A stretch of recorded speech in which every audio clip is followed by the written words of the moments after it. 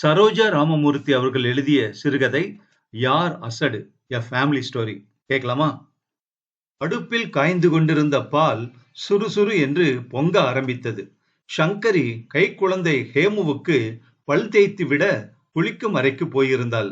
அம்மா அம்மா, பால் பொங்கறது என்று சமையல் அறையில் பாலை பார்த்தபடியே ராஜி இறைந்து கத்தினாள். சங்கரி திடுதிடு என்று ஓடி வந்தாள் அடுப்பில் இருந்த பாலை இறக்குவதற்கு. அதற்குள் பால் பொங்கி கொஞ்சம் கீழே விழுந்து விட்டது. பால் அடுப்புல வச்சுட்டு போவாயோ என்று சற்று கடுமையாகவே கேட்டார் சங்கரி மாமியார் மங்களம். பல் தேய்ச்சி விட நான் தான் வரணுமா சனியனுக்கு என்று கோபமாக கூறிவிட்டு, நீங்கள் இங்கேயே இருந்தீர்கள், கொஞ்சம் பாலை இறக்கி வைக்கப்படாதோ என்று தன் மாமியாரை தைரியமாகவே கேட்டாள் சங்கரி. அடுப்பில் பாலை வைத்து விட்டு போயிருக்கிறார் என்று எனக்கு ஜோசியமா தெரியும், வாயை திறந்து சொன்னால் தானே தெரியும் என்றாள் மாமியார். அம்மா, சங்கரன் என் பழப்பத்தை பிடுங்கிக்கிட்டான். அம்மா, இந்த ஹேமுவை பாரு, புஸ்தகத்தை கிழிக்கிறா என்று ராஜி தொண்டை கிளிய கத்தினாள். அம்மா, கோலமாவு தீந்து போச்சுமா என்று வேலைக்காரி ராசம்மா வீட்டு எஜமானியாகிய சங்கரியிடம் புகார் செய்தாள். ஏண்டா, அப்பா தூங்குறார், ஏன் இப்படி இறையறேல் என்று தன் பேரன் பேத்திகளை கடிந்து கொண்டே மங்களம் பிள்ளையின் தூக்கம் கலையாமல் இருக்க வேண்டும் என்று நடராஜன் படுத்திருக்கும் அறைக்கதவை மெதுவாக சாத்திவிட்டு வந்தாள். வீட்டில் என்ன நடந்தாலும் தன் பிள்ளையின் சுகத்திற்கு பங்கம் வரக்கூடாது என்கிற கொள்கையை உடையவள் அவள். அவன் பல் தேய்த்து விட்டு வந்ததும் காஃபியை ஆபீஸ் அறைக்கே கொண்டு போய் கொடுத்து விடுவாள். இதற்காக நாட்டு பெண்ணுக்கும் மாமியாருக்கும் பல தகராறுகள் ஏற்பட்டிருக்கின்றன. அவன் பல்லு தேய்ச்சிட்டான் என்று மறைமுகமாக நாட்டு பெண்ணிடம் பிள்ளைக்கு காஃபி தயாராக வேண்டும் என்று தெரிவிப்பாள் மாமியார். சங்கரி பேசாமல் வேறு எதையாவது கவனித்துக் கொண்டிருப்பாள். மாமியார் கொஞ்ச நேரம் பொறுத்து கொண்டிருப்பாள். நாட்டு பெண்ணின் பிடிவாதத்தை பார்த்ததும் அவளுக்கு கோபம் பிரமாதமாக வரும். எது நல்ல டிகாஷன்னு சொல்ல, நான் வேண்டுமானாலும் கலந்து கொண்டு போய் கொடுக்கிறேன் என்பாள் கடுமையாக. நான் ஸ்நானம் பண்ணி விட்டு அடுப்பில் உலை நீர் வைத்திருக்கிறேனே, நான் தானே காஃபி சுட பண்ணி அதை இறக்க வேண்டும், நீங்கள் இன்னும் குளிக்கவே இல்லையே என்று ஆரம்பிப்பாள் சங்கரி. அவள் கோபம் எல்லாம் மாமியார் பேரில் அல்ல, கணவன் பேரில்தான். அம்மா பிள்ளையாக நடராஜன் இருப்பது அவளுக்கு துளி கூட பிடிக்கவில்லை. நீதான் அதை சுட பண்ணி கொடேன். தர்க்கம் ஒரு விதமாக முடிந்து காஃபி ஆபீஸ் அறைக்கு போய் சேர்ந்துவிடும். ஏண்டா, பால் போருமா, இன்னும் கொஞ்சம் கொண்டு வந்து விடவா, கருப்பா இருக்கு போல இருக்கே காஃபி. சங்கரி ஆபீஸ் அறை வாசலில் கோப பொறி பறக்க நின்று கொண்டிருப்பாள். அவள் நிற்பதை கவனித்தானோ இல்லையோ, பால் தானேமா, இன்னும் கொஞ்சம் கொண்டா என்று அம்மாவின் தீர்மானத்தை ஆமோதிப்பான் நடராஜன். அவள் விடு விடு என்று உள்ளே போய் டம்ளரில் பால் எடுத்து கொண்டு வந்து பிள்ளையிடம் கொடுப்பாள். கணவனுக்கு வயிற்றுக்கு தாராளமாக கூட போட தனக்கு மனம் வரவில்லை என்பது மாமியாரின் அபிப்பிராயமா, அல்லது பிள்ளையின் மேல் ஏற்பட்டிருக்கும் அளவு கடந்த பாசத்தின் அறிகுறியா என்பது சங்கருக்கு விளங்காத புதிராகவே இருந்தது. மணி 7 அடிக்க போறது, அப்பாவை எழுந்திருக்க சொல்லுடி என்று சற்று உறக்கவே சொன்னாள் சங்கரி. இந்தாடி, ராத்திரி ஆபீஸ் வேலையெல்லாம் முடிந்து அவன் படுத்துக் கொள்ளும் போது 10 மணிக்கு மேலாகிவிட்டது, அவனை போய் ஒன்றும் எழுப்பாதே என்று பாட்டி பேத்திக்கு உத்தரவு போட்டாள். சங்கரிதான் காலையில் இருந்து இரவு 11 மணி வரையில் மாடு போல் உழைப்பது மாமியாரின் கண்களுக்கு படவில்லையே என்று உள்ளம் குமுறினாள் சங்கரி.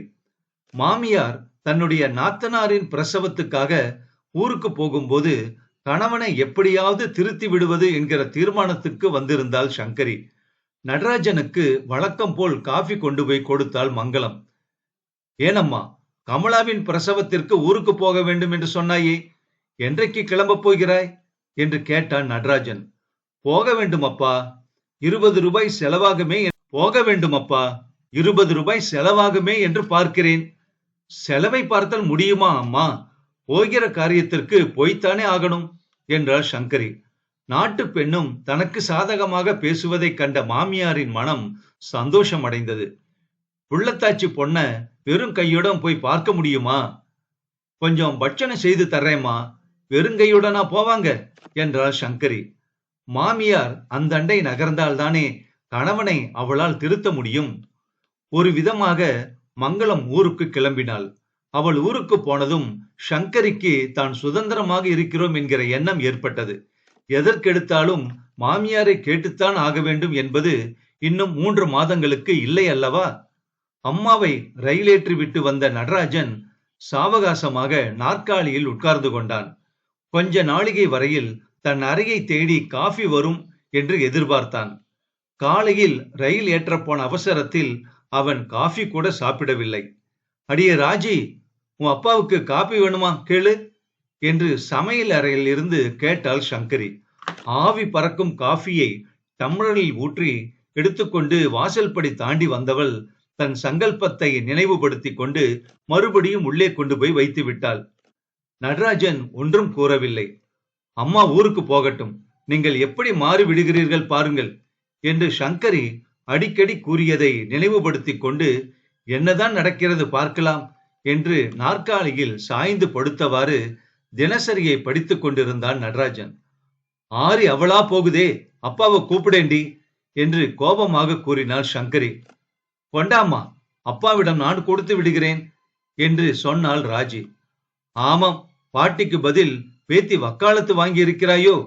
நானே கொடுத்து விட்டு வருகிறேன், நீ கொட்டி வார வேண்டாம் அதை என்று சொல்லிக் கொண்டே காஃபியை கொண்டு போய் நக் என்று மேஜை மேல் வைத்தாள் சங்கரி. சொச்சோ, டம்ளர் நசுங்கிவிட போகிறது, வெள்ளி விலை தோளா 2 ரூபாய் விற்கிறது என்று சொல்லிக் கொண்டே என்ன இருந்தாலும் நீ போடும் காஃபிக்கு தனி ருசிதான், மனம் எல்லாம் இருக்கிறது என்று சொல்லியபடி காஃபியை சாப்பிட ஆரம்பித்தான் அவள் கணவன். சங்கரிக்கு ஆத்திரம் பற்றி கொண்டு வந்தது. அது இருக்கட்டும், நாளையிலிருந்து காஃபி சாப்பிட சமையல் அறைக்கு வந்து விடுங்கள். உங்க அம்மா மாதிரி என்னால் சர்வர் உத்தியோகம் பண்ண முடியாது என்றால் அழுத்தம் திருத்தமாக. இவ்வளவுதானே, பிரமாதம், வந்துவிட்டால் போயிற்று என்றான் நடராஜன். ஆனால் மறுதினமும் சங்கரிதான் காஃபியுடன் அவனை தேடி வந்தாள். ஏன்னா, நேற்று நான் என்ன சொன்னாய்? காஃபி சாப்பிட சமையல் அறைக்கு வர வேண்டும் என்று சொன்னேன் இல்லையா? சொல்லி இருப்பாய். சாட்சாத் காளியை போல சங்கரி கோபத்துடன் அவனை பார்த்தாள். நீ அதை அங்கேயே வைத்திருப்பதுதானே, நான் வந்து சாப்பிட்டுக் கொள்கிறேனே என்றான் நடராஜன் சாந்தமாக. நீங்கள் எப்பொழுது வருகிறது? மணி 8:30 ஆகப் போகிறதே. எப்பொழுது காஃபி சாப்பிடுறது? எப்பொழுது சாப்பிட்டு விட்டு ஆபீஸுக்கு புறப்படுவது என்று அழுத்துக் கொண்டாள் சங்கரி. உனக்கு உன் சங்கல்பம் தானே முக்கியம், இதை பற்றியெல்லாம் பற்றி நீ ஏன் கவலைப்படுகிறாய்? நன்றாக இருக்கிறதே நீங்கள் சொல்வது, மனசு கேட்காததனால்தான் காஃபியை தூக்கி கொண்டு நானே ஓடி வருகிறேன். சங்கரியின் கண்களில் நீர் ததும்ப சமையல் அறைக்கு போய்விட்டாள். ஊருக்கு போயிருந்த மங்களம் திரும்பி வந்தாள். வந்ததில் இருந்து தன் மாப்பிள்ளையின் குணாதிசயங்களை பற்றி ஓயாமல் வர்ணித்துக் கொண்டிருந்தாள் அவள். அதையே கேட்கிறப்போ, அவன் பாட்டுக்கு நாற்காலியில் சாய்ந்து கொண்டு கிடக்கிறான். இந்த உடம்பிலே கமலாதான் ஓடி ஓடி எல்லாமே செய்தாகணும் என்று குறைபட்டு கொண்டாள் தன் நாட்டு பெண்ணிடம். கேம்ப் போகிறானாம். அவனுடைய பெட்டியிலே கைக்குட்டையில் இருந்து பல்பொடி வரையில் சரிபார்த்து வைக்கிறது எல்லாமே கமலாதான். நடராஜன் புன்சிரிப்புடன் சங்கரியை பார்த்தான். அவள் தன் முகத்தை விசுக்கென்று திருப்பிக் கொண்டு வேறு எங்கேயோ பார்க்க ஆரம்பித்தாள். கடைக்கு போகிறது, துணிமணி வாங்குகிறது, குழந்தைகளை கவனிக்கிறது, இப்படி சகலமும் கமலாதான். அப்படியானால் கமலா சர்வாதிகாரியாக இருக்கிறாள் என்று சொல்லம்மா என்றான் நடராஜன். நீ சொல்லுவேடா, 4 குழந்தைகளை வைத்துக் கொண்டு அவள் படுகிற கஷ்டம் எனக்கு பார்க்க சகிக்கல. இங்கே மாத்திரம் எனக்கு 1000 பேரா வேலை செய்ய காத்திருக்கிறார்கள் என்று சொல்ல வாயெடுத்தாள் சங்கரி. ஆனால் வார்த்தைகள் தொண்டையிலேயே நின்றுவிட்டன. மாமியாரின் எதிரில் பேசி வழக்கமில்லை அவளுக்கு. நானும் பேசாமல் இருக்கவே இல்லை. ஊருக்கு கிளம்புவதற்கு முன்னே ஒரு நாள் பேச்சு வாக்கில் மாப்பிள்ளையிடம் சொல்லிவிட்டேன். பார்த்தாயா சங்கரி, அம்மா மாப்பிள்ளையை திருத்தி விட்டு வந்திருக்கிறாள் என்றான் நடராஜன். திருத்தவாவது? இந்த மாதிரி ஜன்மங்கள் எல்லாம் திருந்தவே திருந்தாது. குழந்தையை வைத்துக் கொண்டு கமலா கஷ்டப்படுகிறாள். கொஞ்சம் உங்கள் காரியத்தை நீங்கள் பார்த்து கொள்ளுங்களேன் என்று சொன்னேன். அசட்டு சிரிப்பு ஒன்று சிரித்துவிட்டு, என்னை சோம்பேறியாக மாற்றினதெல்லாம் உங்க கமலாதான், அவளையே கேளுங்களேன். அவள் இங்கே வந்த புதிதில் கடைத்தெரு பக்கமே அவளை அனுப்பவில்லை நான். அவளாகவே ஒரு தினம் வந்து என்னிடம் குறைபட்டுக் கொண்டாள். அவள் சிநேகிதிகள் எல்லாம் அவளை படு கர்நாடகம் என்று தீர்மானித்துக் கொண்டிருக்கிறார்களாம். கணவன் ஆபீஸுக்கு போனதும் கையில் பிளாஸ்டிக் பை சகிதம் ரிக்ஷாவில் ஏறிக்கொண்டு ஷாப்பிங் போவதுதான் நாகரிகம் என்று அவளுக்கு தோன்றியது. கொஞ்சம் கொஞ்சமாக நான் கடைக்கு போவதை நிறுத்திக் கொண்டு அவளையே அனுப்பி வைத்தேன். இப்பொழுது பூராவும் அவள்தான் பார்த்து கொள்ளும்படி இருக்கிறது. எனக்கு எல்லாம் மறந்தே போய்விட்டதே என்கிறான் நம் மாப்பிள்ளை என்றால் நீட்டி முழக்கியபடி மங்களம். சங்கரி கொல்லையில் செடி கொடிகளை மேய வந்த மாட்டை, சங்கரி உன்னைத்தான், கமலாவின் கணவனை கெடுத்தது யார் சொல் பார்க்கலாம் என்று சிரித்துக் கொண்டே கேட்டான் நடராஜன் சாவகாசமாக. இதை போய் என்னை கேட்க வேண்டுமா? கமலாதான் அசடு என்றார் சங்கரி. இதிலே ஒருத்தரும் அசடு இல்லை. கமலாவுக்கு தானே வீட்டு எஜமானியாக இருக்க வேண்டும் என்கிற ஆவல். இங்கே மாமியார் நாட்டு பெண் 2 பேருக்கும் அதே ஆவல். கடைசியாக எல்லா ஸ்திரீகளின் மனப்போக்கும் ஒரே விதமாகத்தான் இருக்கிறது என்றான் உறுதியாக நடராஜன். நானும் தான் உங்களை திருத்தி விடுவது என்று பார்த்தேன் என்றாள் சங்கரி. நீ மாத்திரம் என்ன, காஃபியை ஆறிப்போன பின் நான் சாப்பிட மனம் வரவில்லை உனக்கு. குளிக்கிற வெந்நீரை உன் கையால் பதம் பார்த்து வைக்காமல் போனால் உனக்கு மனதே கேட்பதில்லை. அதனால்தான் உன் பிடிவாதம் தோற்றுவிட்டது என்று பதில் சொன்னான் நடராஜன். நன்றாக பேச மாத்திரம் உங்கள் அம்மா உங்களுக்கு கற்றுக் கொடுத்திருக்கிறார், வேறு ஒன்றும் தெரியாவிட்டாலும் என்று சங்கரி அன்புடன் கணவனை கோபித்துக் கொண்டாள். யார் அசடு சிறுகதை முற்றும்.